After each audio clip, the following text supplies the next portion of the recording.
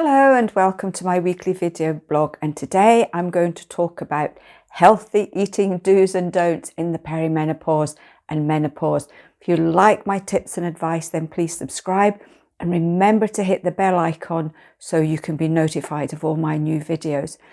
So an important balanced diet cannot be overstated in the perimenopause and menopause, and especially in the perimenopause, where as your hormones start to change, your nutritional needs can go sky high.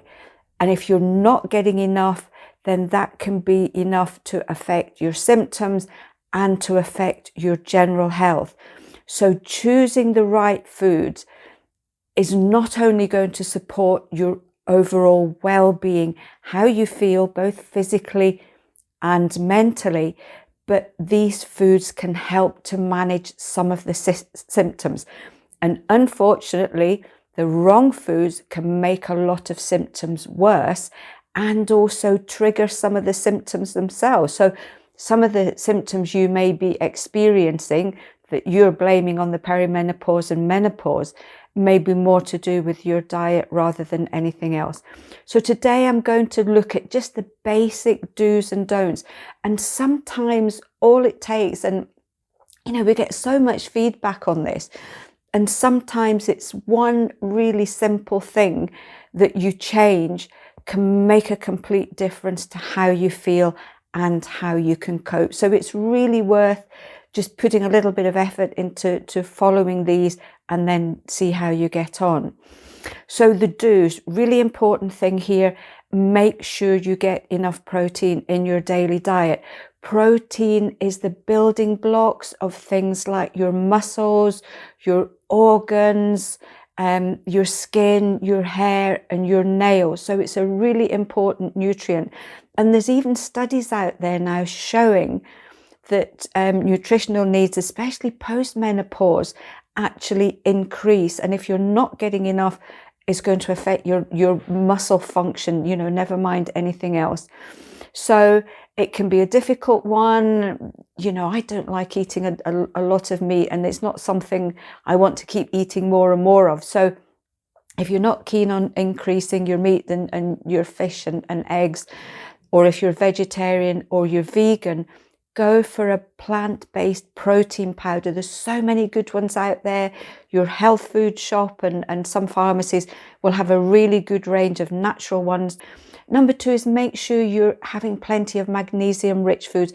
Magnesium is the menopause's miracle mineral, if you like. It's so important for so many different things. You've got muscle function, mood, sleep, your joints. So all of these things, you need a lot of magnesium in your diet. So go for things like magnesium rich foods. So that's your grains, your dark green leafy vegetables, even take a supplement if you feel it's necessary. Number 3, have a good breakfast. Really, really important. If you think about it, if you were going, and I've spoken about this before, if you were going on a long car journey, you would check the car for the oil, for the fuel, be it petrol, diesel, or you've got to charge the battery. You would make sure there's air in the tires and that there's plenty of water as well. So you wouldn't even consider starting without doing that. Our bodies go through a long journey every day, especially in the perimenopause when everything is changes. So you need to make sure that your body is fueled correctly. If you're one of these people that's not keen on breakfast, then again, go for a protein powder shake, and that will be enough to keep you going. And a huge range of morning symptoms like fatigue, like brain fog, like irritability, flushes and sweats are very often, and headaches and palpitations are very often caused by low blood sugar, not anything else at all. So keeping yourself well fed when you get up, really, really important. Number 4, get your phytoestrogen rich foods into your diet as well. So phytoestrogen foods contain plant variations of estrogen. So these can actually help our body when our natural estrogen resources are decreasing. So again, it's things like your seeds and your grains, and fermented soya foods can be really helpful as well. So that's all the do's, really simple stuff that you can just change your diet slightly and can make a big difference. The don'ts. So don't skip meals. Again, I've just talked about all the symptoms that low blood sugars can cause. So it's really important to eat regularly, have those healthy snacks in between meals. I know for me, if I miss a snack, if my meal is late, I get so irritable. It's unbelievable. I become a completely different person. So I know for me that eating regular is one of the things that keeps me very, very sane. So just don't restrict your diet. There's so many diets out there now. Don't have this, don't have that, only have this, only have that. The more different foods you have on a daily basis means that covers more of the nutrients that you need on a daily basis. So have different foods every day. And again, we're creatures of habit. We tend to have the same thing for breakfast every day. Very often we have the same thing for lunch every day, and we have much the same for our evening meals. That means that we're getting very small amounts of the range of nutrients we need. I actually read somewhere that in order to get everything you need, you have to eat 42 different foods a day. Now, I like to think I have a very good diet. I eat loads of veg, loads of different foods, and I think I managed just over 30 when I actually sat and calculated it. And you can't count foods twice. So if you have a piece of toast for breakfast, you can't then count bread for your lunch. So this is maybe a little bit of homework for you all. Look back at a day's worth of food and just see how many different foods you have, and I bet you will be absolutely horrified.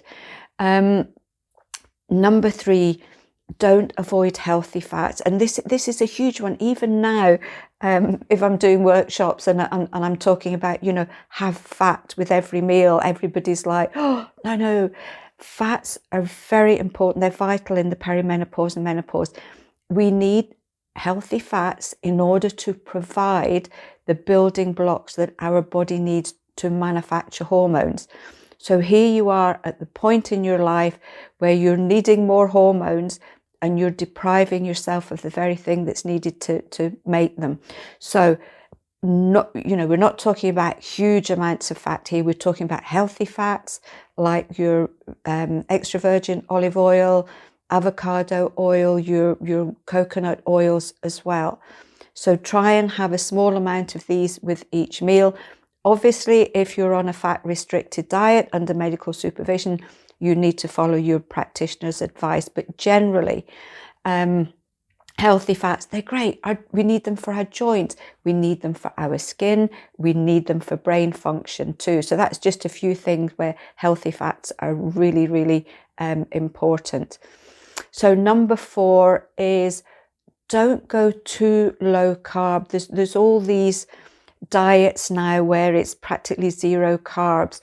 You don't need a lot of carbs. I find that I function far better on a low carb diet, but I wouldn't cut them out completely. We need carbohydrates for fiber to keep our bowels working well, to keep our friendly bacteria happy. But just go for the whole grain versions like whole grain brown rice, your whole grain breads, things like quinoa and buckwheat can be really good alternatives as well. So don't forget a small amount of those on a daily basis. Number 5, which is something not a lot of people realize, is don't drink a lot whilst you're eating. Digestive problems can start up in the perimenopause and menopause, and very often it's due to our stomach produces less stomach acid, which causes problems with breaking your food down. So if you drink a lot whilst you're eating, you're diluting all your digestive juices in the stomach, and that can lead to things like gastric reflux, indigestion and heartburn. Loads of water, you know me, on a daily basis, but have the water. Don't drink within half an hour of eating, and wait at least an hour after you finished eating before you continue with your drinks. So what else can you do? If you're struggling with your diet, if you're one of these people that doesn't like a lot of food groups and you're finding it difficult to keep your nutritional needs going, you can look at supplements. We have two that might be very helpful for you. We have the Balance Perimenopause drink, which has magnesium, it has calcium, it has vitamin D and zinc in it as well. And we also have our menopause support, which is our phytoestrogen. So again, if you're not keen on adding your phytoestrogen rich foods into your diet, you could try this, and it's got magnesium in it as well, which is really handy. The other thing to remember here is that, as I mentioned before, we can end up, our digestion can become impaired or sluggish as we start the perimenopause and go through the menopause itself. So our digestion can become more sensitive to certain foods, and it can cope less, especially with junk foods.